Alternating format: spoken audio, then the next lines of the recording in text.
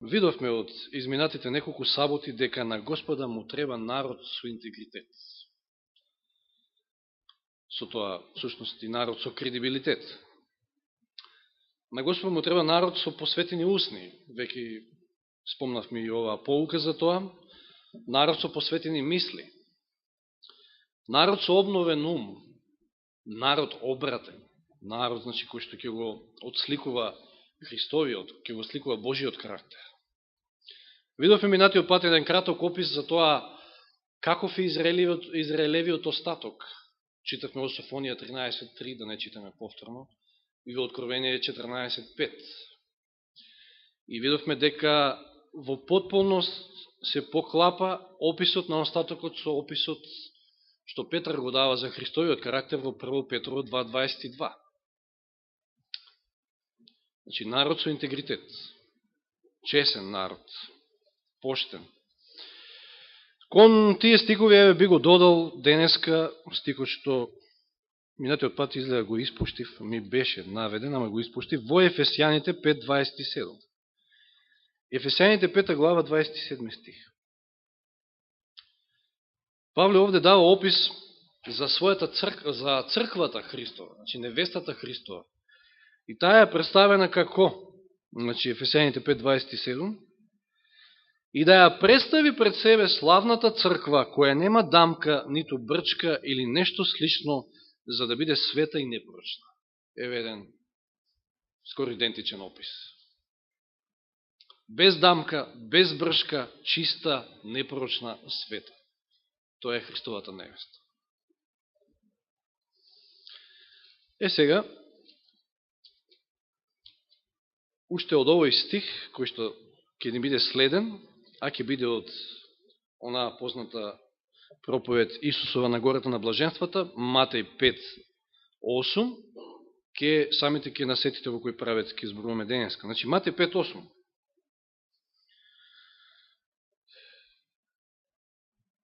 Блажени се чистите во срце, зашто тие ќе го видат Бога. Значи, кој ќе го види Бога? Јас верувам дека сите ние сакаме да го видиме Бога и копнееме едва и чекаме да го видиме Бога. Меѓутоа, стихот вели дека ќе го видат оние кои што се чисти во срце.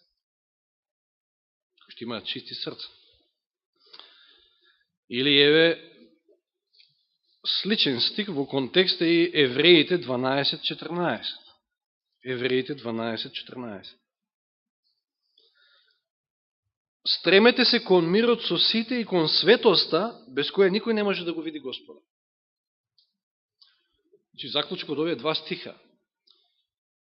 Не свет човек и човек со нечисто срце не може да го види Господа. Ќе го видат оние кои што имаат чисто срце, кои што се чисти во срцето, како што вели Матеј, и оние кои што се посветени, кои што се свети. Тоа е нашиот идеал, тоа е она кон кое што треба да се стремиме. Ако сакаме да го видиме Господа, ако сакаме да бидеме радосни оној ден кога Исус ќе ни дојде. И замислете си, ќе го видиме и ќе останеме живи. Затоа што ќе бидеме, дај Боже, со чисти срца и свети. И само така можеме да останеме живи во Негово присуство. И сега да отвориме во пословици.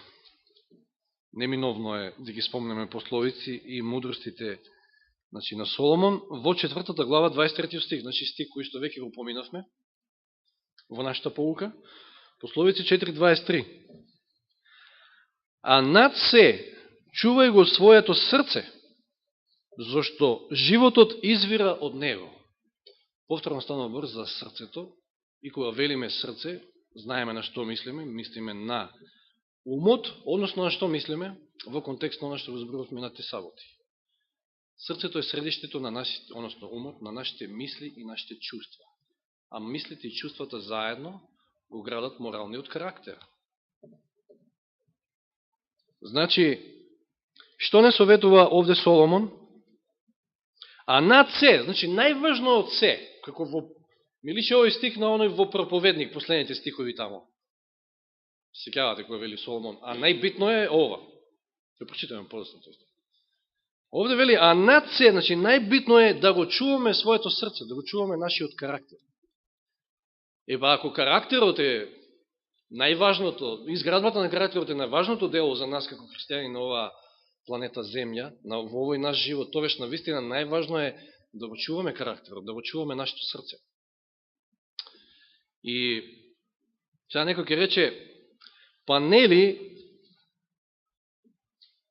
спасението е од Бога, па нели Светиот Дух го прави тоа чистење, нели?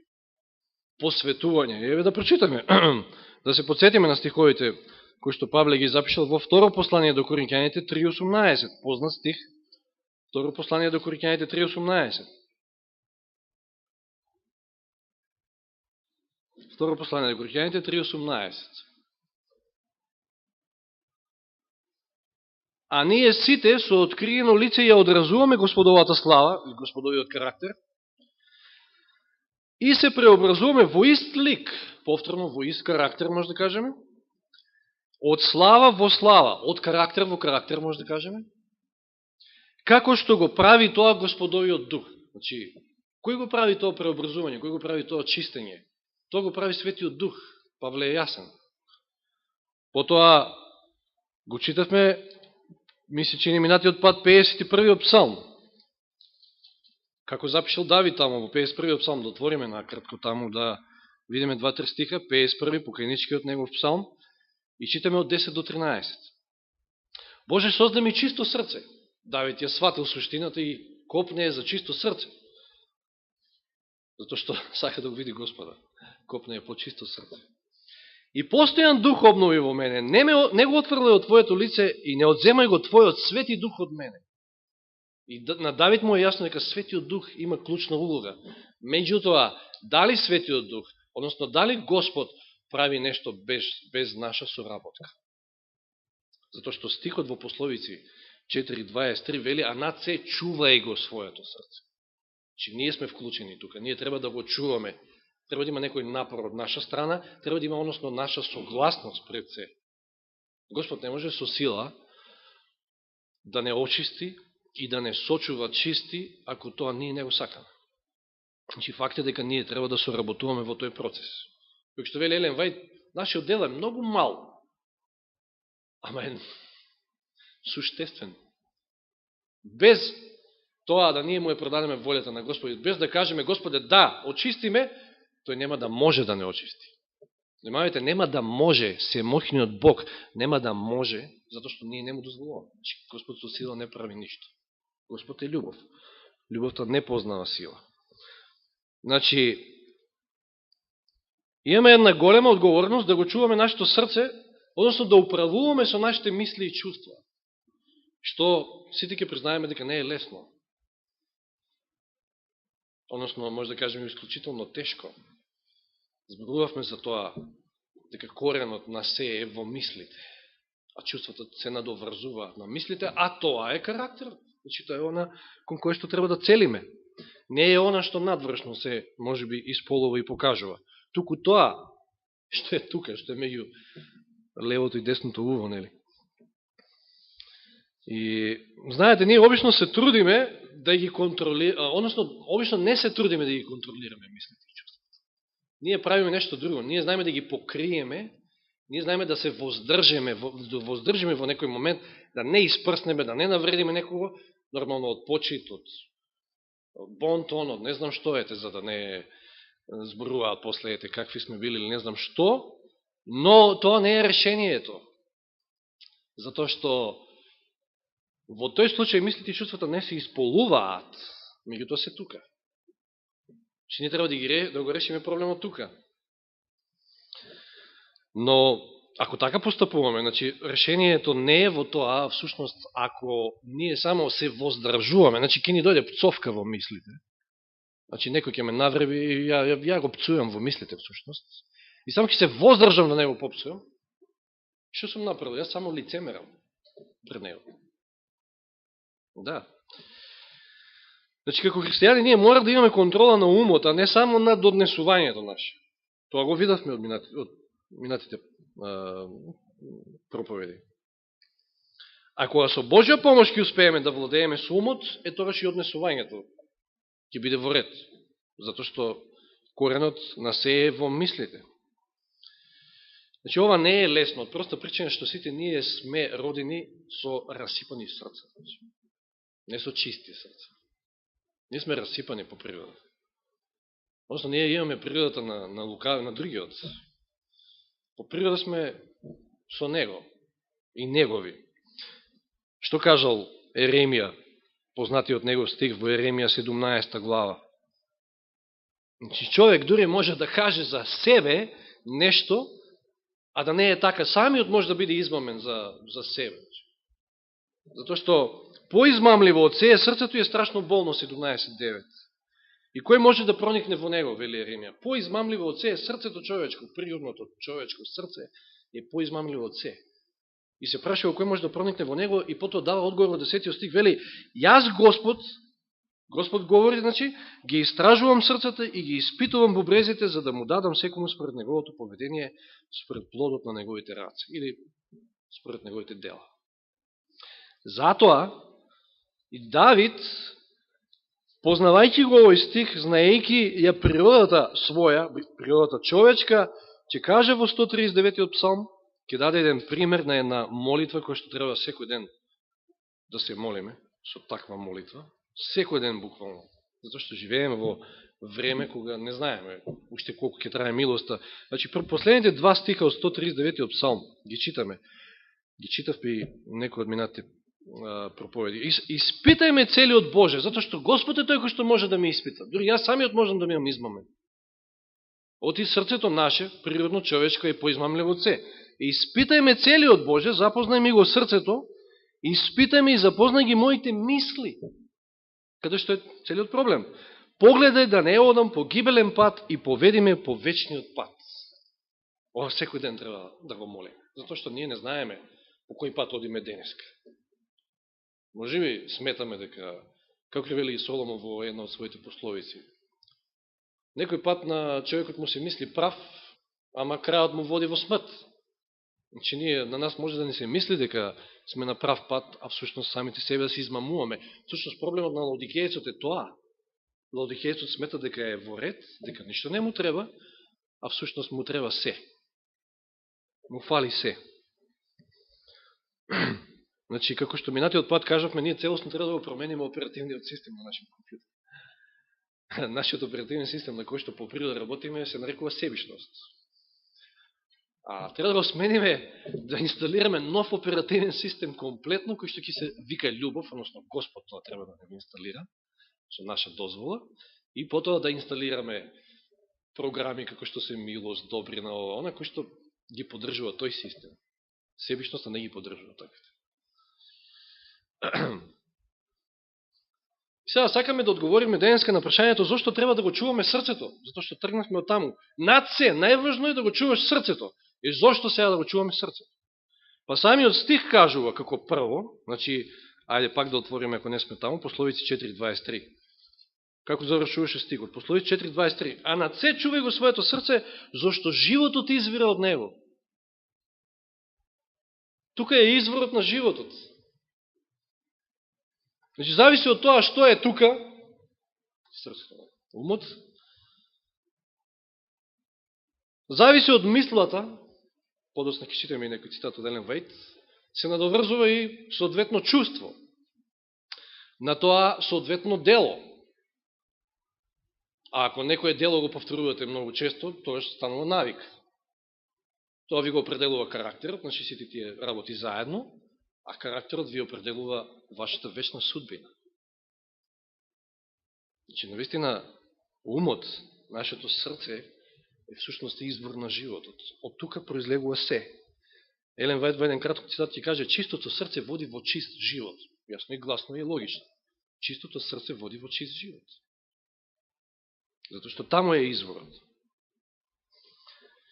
Или, да читаме Галатјаните, повторно Павле, Галатјаните 6, 7 и 8. Да се подсетиме на овие познати стихови. Галатјаните 6 глава, 7 и 8 стих.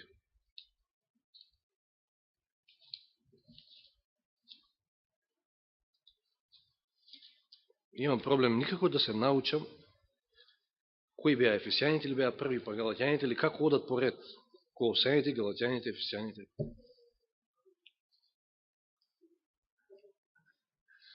Значи, галатјаните се веднаш после коринќаните, галатјаните се први, значи, од тие. Да. Сега зависи, може би, во некој друг превод и поинаку да се. Да. Значи, галатјаните, рековме 6 глава, 7 и 8 стих.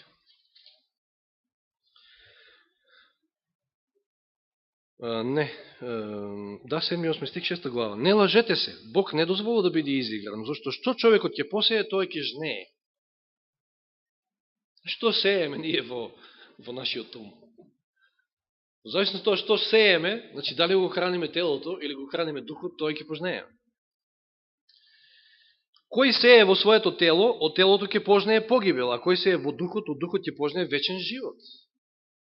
Повторно, вечната судбина. Животот произлегува од срцето. Затоа треба да го чуваме. Втора причина зашто треба да го чуваме нашето срце. Пословици 23:7. Ајде и овој стих неколку пати го спомнавме. Но да го прочитаме повторно. Пословици 23:7. Ова е дефиницијата, библиската дефиниција за тоа што е карактерот. 23:7 Пословици. Зашто тој е таков како што мисли во себе си. Вие сте такви какви што сте тука, но не надвршно. Надвршно може да глумите. Значи. Такви сте какви што сте тука. Значи. Во мислите, во чувствата. Тоа е карактерот.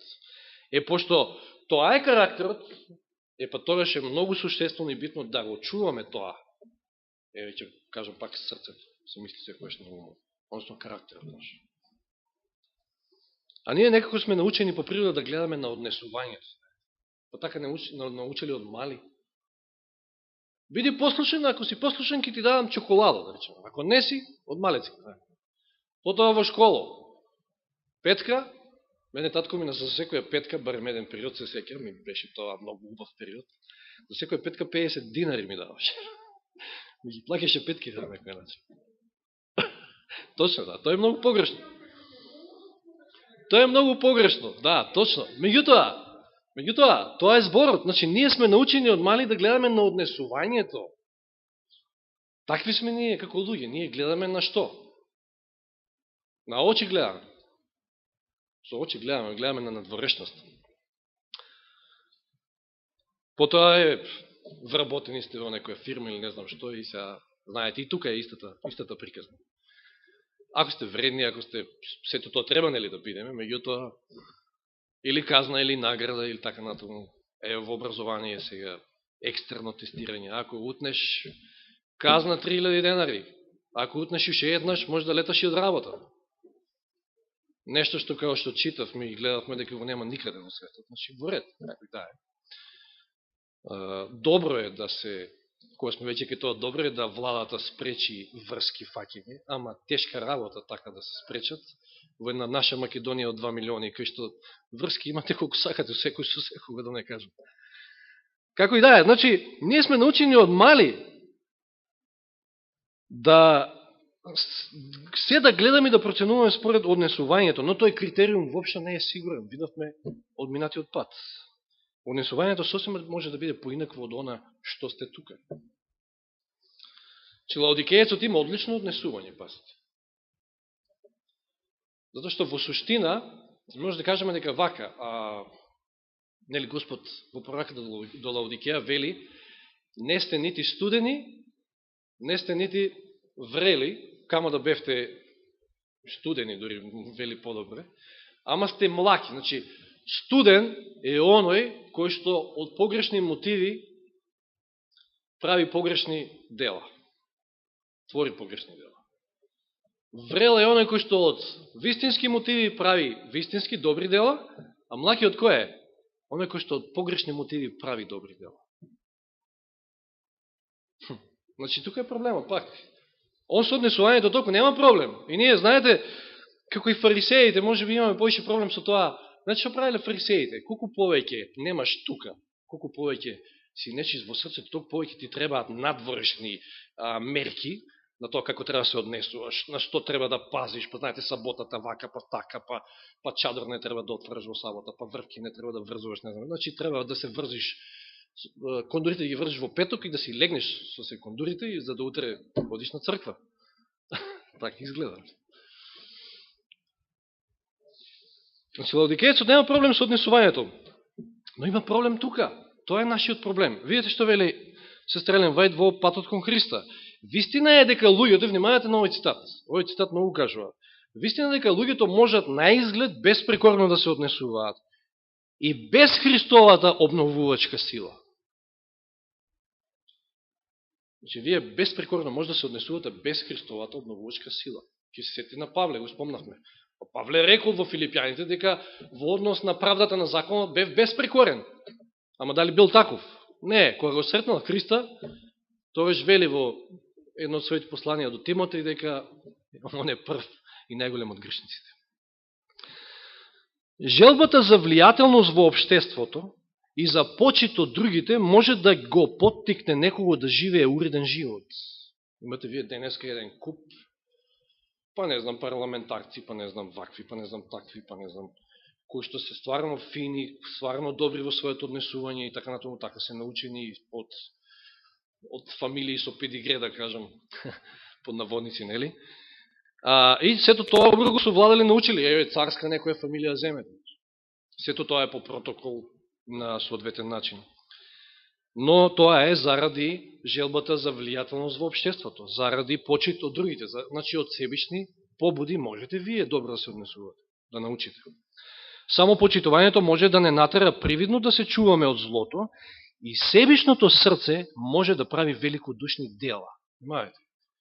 И себичното срце може да прави великодушни дела.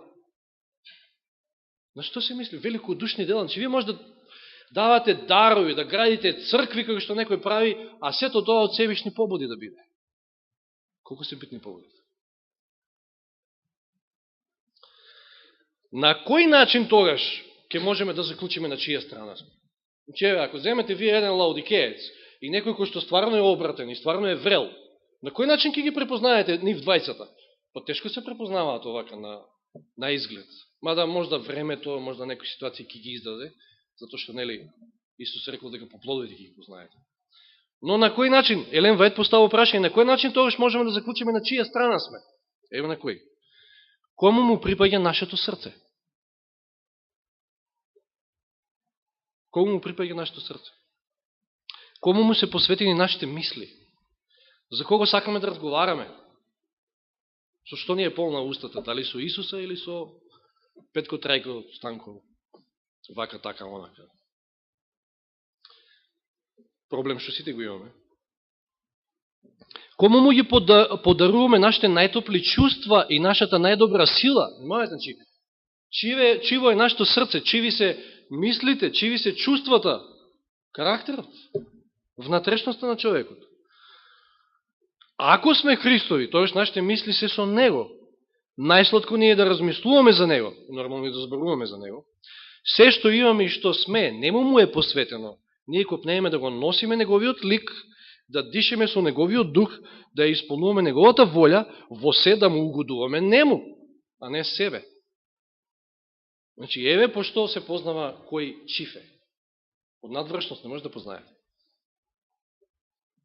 Иако тоа се манифестирање на надворешноста, факт е нормално. Значи, кажавме, мисла, чувство, дело, навики, карактер и на крајот и судбина. Вечна судбина. Значи, како што кажав, лаодикеецот го има проблема да прави добро од погрешни мотиви. Значи, еве видовме од овој цитат дека себичен, необратен, телесен човек може да прави великодушни дела, може да прави чудеса, но од погрешни мотиви. Да самиот биде прославен или така натаму и така натаму. Трета причина зашто треба да го чуваме нашето срце. Многу едноставна. Ако ние не го чуваме срцето, тогаш за него ќе се погрижи ѓаволот. И тоа по дефолт, што викаме. Зато што ние по природа сме слични на него. Ево цитатот од Пето сведоштво, 310 страна, овие страни се оригинални. Вие морате дури и вашите мисли да ги подчините на Божјата волја, а своите чувства на контрола на разумот и верата. Че видите подчинитост на мислите и чувствата. Вам не ви е дадена моќта за мечтање, за целосно да и се предадете без да ја дисциплинирате и контролирате. Значи да шетате по брда и планини, да градите кули и што се не да ви падне на памет. Значи не треба така да биде христијанинот. Туку треба да се дисциплинираме и да го контролираме нашиот ум. Ако мислите се лоши, и чувствата ќе бидат негативни. Повторно се стартува од мислите, па се надоврзуваат чувствата и така натаму. Значи, ако мислите се лоши и чувствата ќе бидат негативни, а чувствата и мислите го сочинуваат моралниот карактер. Еве она дефиниција, од каде ја извлековме всушност. Значи, ако мислите се лоши и чувствата ќе бидат негативни, а чувствата и мислите го сочинуваат моралниот карактер. Ако мислите дека како христијани не сте обврзани да владеете со своите мисли и чувства и да ги контролирате, ќе подпаднете под влијание на злите ангели кои ќе дојдат и ќе завладеат со вас. Значи, доволно е, ако ние мислиме дека не сме обврзани и не се трудиме со Божја помош да владееме со нашите мисли и чувства, доволно е тоа, ѓаволот веќе не владее нас. Ние сме под негова контрола. Немаме ние... Па еве ќе се сетиме на она парабола. Значи, немате вие ум кој што е празен. Значи, во некоја нирвана состојба, како што не учат. Испразни се од се на тие јога вежби и во некоја нирвана состојба. Не, испразни се од се. Не можеш ти да бидеш празен. Или си со едниот, или си со другиот пол. Тоа го кажува овој цитат. Значи, ако не се чувствуваме дека сме обврзани да владееме со своите мисли и чувства, тоаш по дефолт ние подпаѓаме под влијание на злите ангели. Ова е многу јак цитат. Значи, едноставно, ако ние не се погрижиме, ѓаволот е тука. И тоа е од проста причина што ние по природа, како што кажав, го имаме умот на ѓаволот. По природа сме себични. По природа сме горделиви, како што и ѓаволот. Еве еден цитат од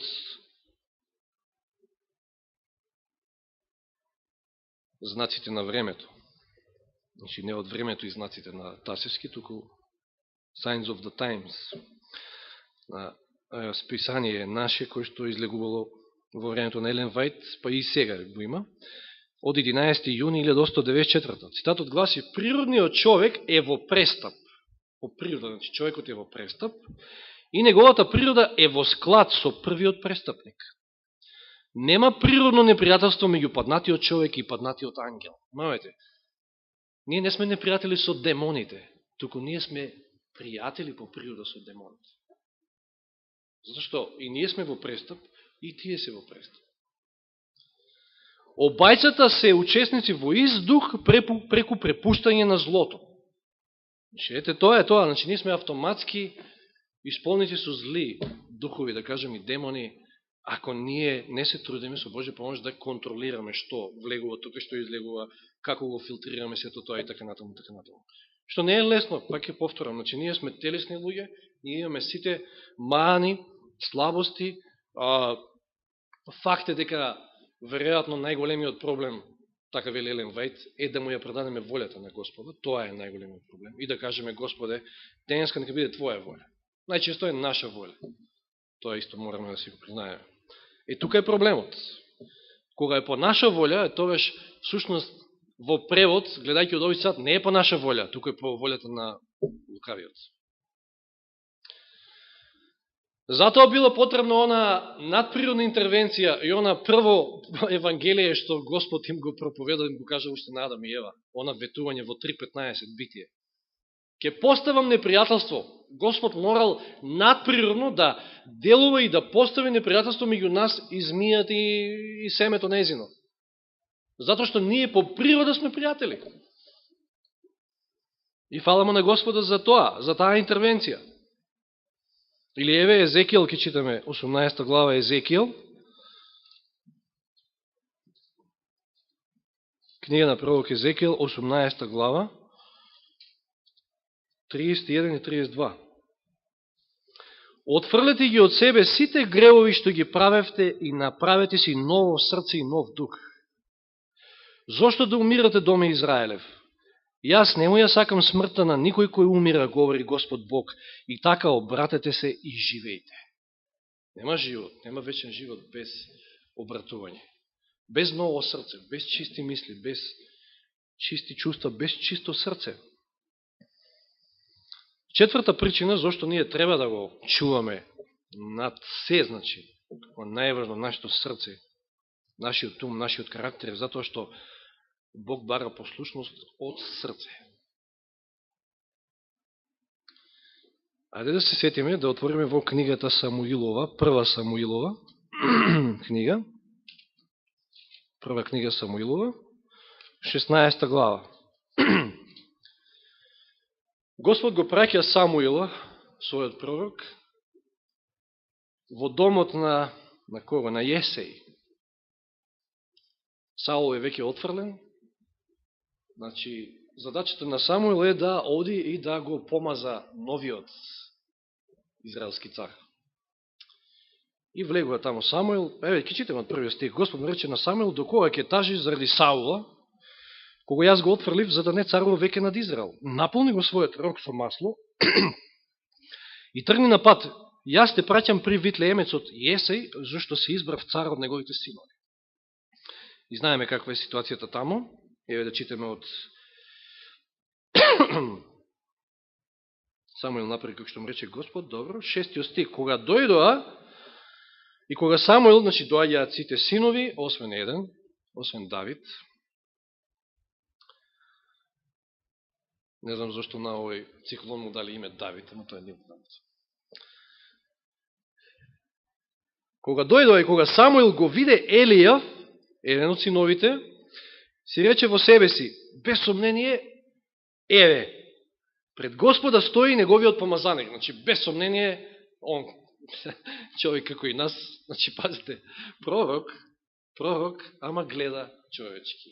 Гледа на лице. Ние сме такви луѓе, да гледаме на лице, ние не може да погледнеме во срцето.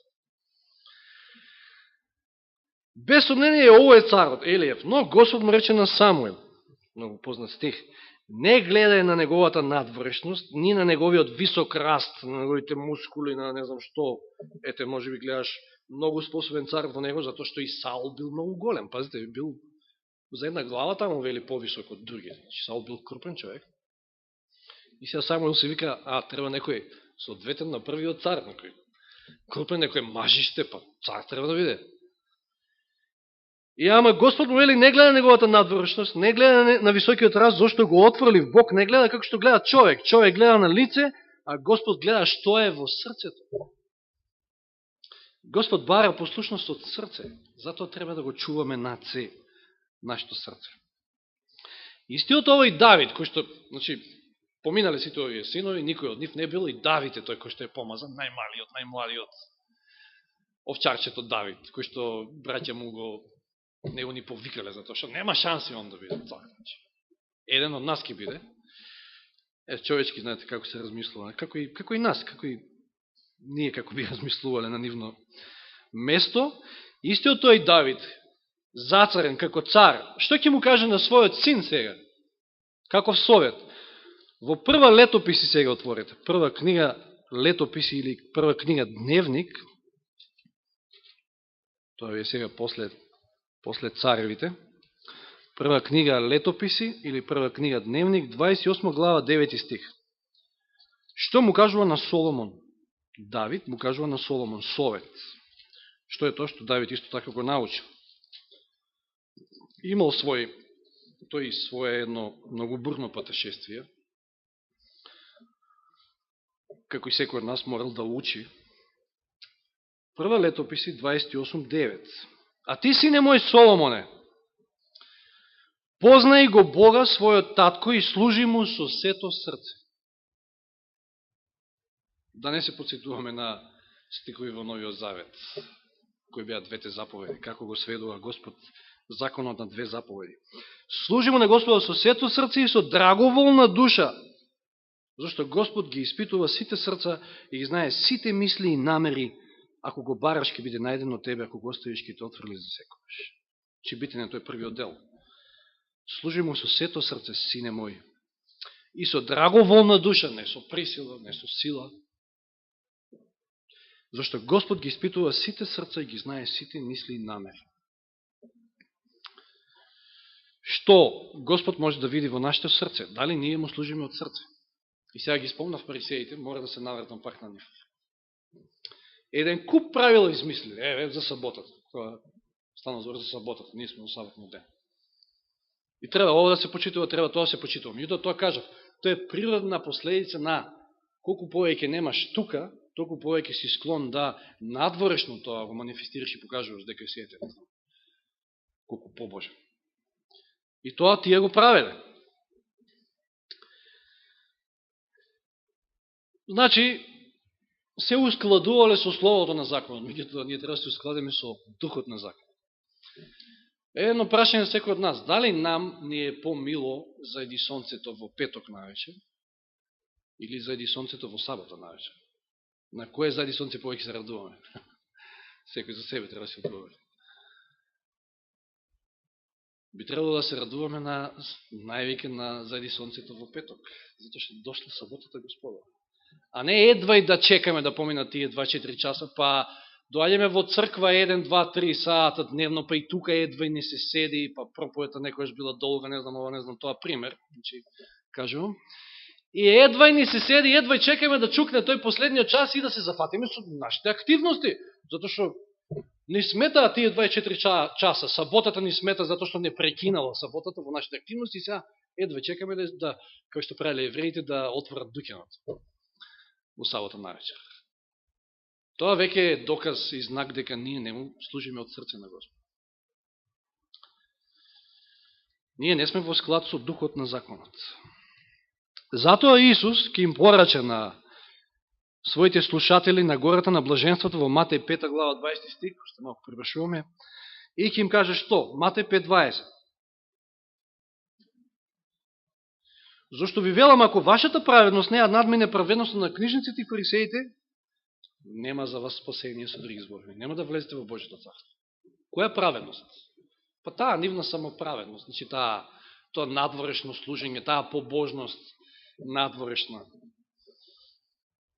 Таква праведност Господ не прима. Таква служба со пола срце, ќе кажеме некојаш, не е со пола срце, тоа е без срце. Или е од срце, или не е.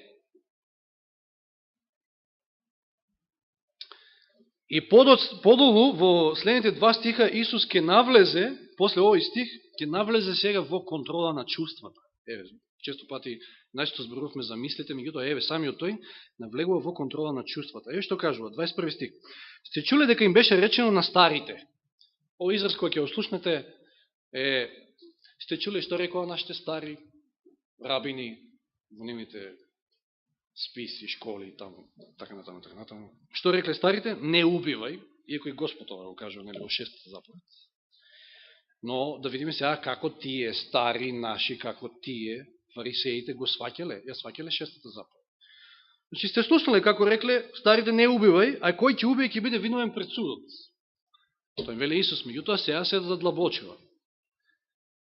Значи за фарисеот е грев, фарисеот би рекол, односно вака сваќал, значи ја никога не сум убил, на никога не сум кренал нож, никога не сум го упуцал. Се извинувам да не македонскиот збор, не ми текна на моментот. Застрелал.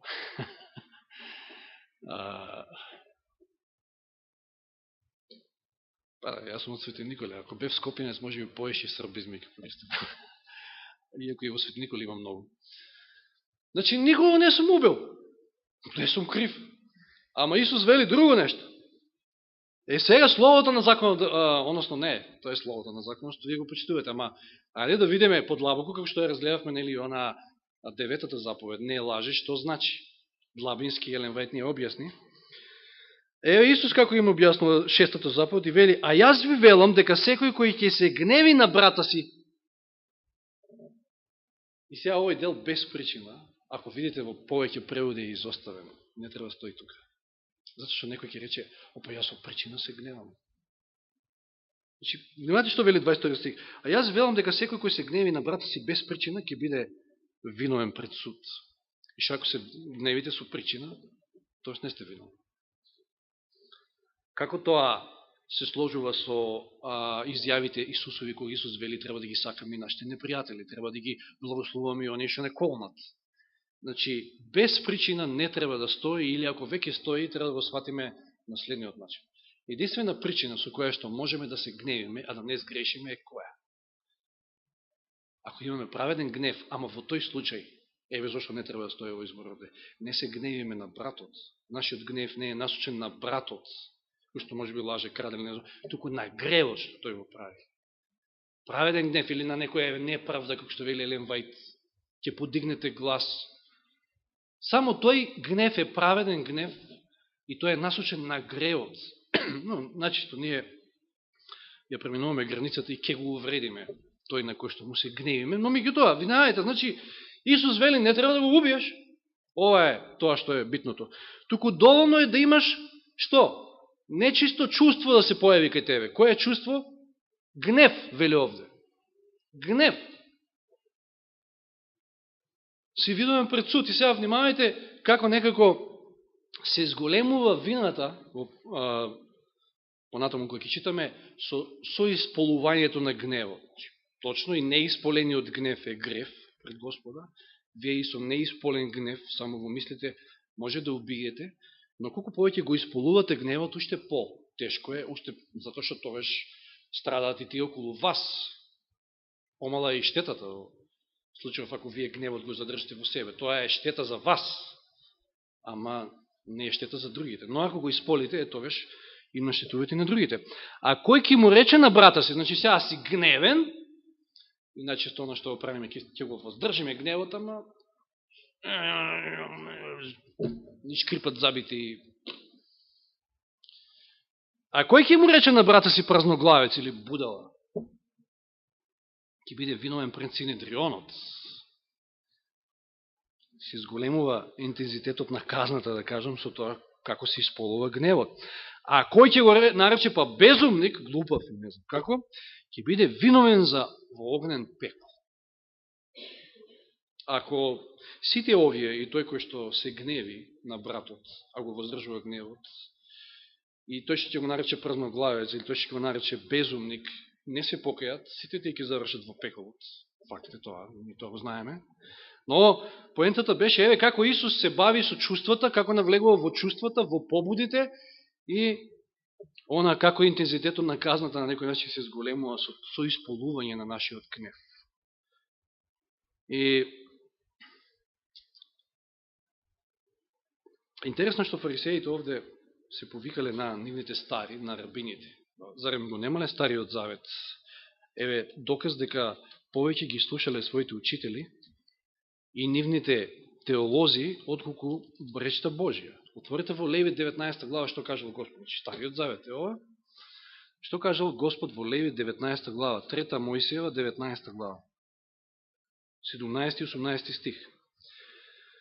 Не мрази го твојот брат во твоето срце. Јасно и гласно. Должност е да го кориш твојот ближен, така не ќе паднеш во грев заради него. Но 18 стих вели, не се одмаздува и немај злоба кон синовите на твојот народ. И потоа, втората заповед, големата втора заповед, од каде е земена. Люби го својот ближен како себе си. Јас сум Господ. Или ако има некој полемик околу тоа, без причина, со причина околу овој дел, тоаш не би требало да има двоумење со стихот во Прво Јованово. Прво Јованово послание. Прво Јованово послание. 3.15, познатиот стих. Прво Јованово 3.15. Секој кој го мрази својот брат е што? Човек убиец. Исто како да кренал нож, исто како да истрелал од пиштол и така натаму. Еве зошто треба да го чуваме нашето срце. Зошто кажавме? Затоа што од него извира животот. Затоа што тоа е карактерот, тоа е оно што ќе го однесеме на небото. Затоа што автоматски, ако ние не се грижиме за нашите мисли и чувства и немаме контрола на нив со Божја помош, тогаш ѓаволот ќе се погреши. И четврто, затоа што Бог бара послушност од срце.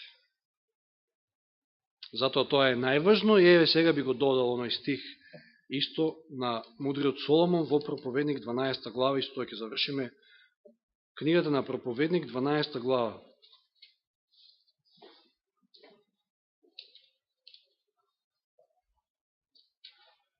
Последните стихови.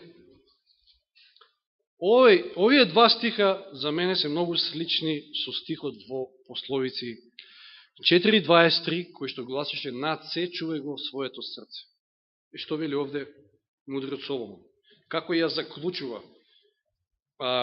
книгата Проповедник, која што е навидум многу песимистичка, кај што тој вели дека се е суета, се е џабе, и на крајот вели: а да го чуеме завршниот збор за се. Или еве што е најважното од се тоа што го кажува во овие 12 глави. Бој се од Бога, исполнувај ги неговите заповеди, зашто во тоа е се за човекот. И сега 14 стих, ако не беше додаден, ќе мислевме дека под словото на законот држиме не убивај, не сум убил никого. 14 стих вели: зашто сите скриени дела. Кои се тие скриени дела? Или добри или зли? Делата што тука сте ги направили, вие самите во својот ум, а што може би недостасувало прилика да ги направите јавно. Сите скриени дела, било добри или зли, Бог ќе ги изведе на суд. Соломон повторно ще еднаш кажува: ова е најбитното од се. Чувај го своето срце. Биди му верен на Господа, бој се од Него, исполнувај ги Неговите заповеди, меѓутоа не површно, не фарисејски, туку вистински од срце служимо. Нека му е слава на Господа. Амин.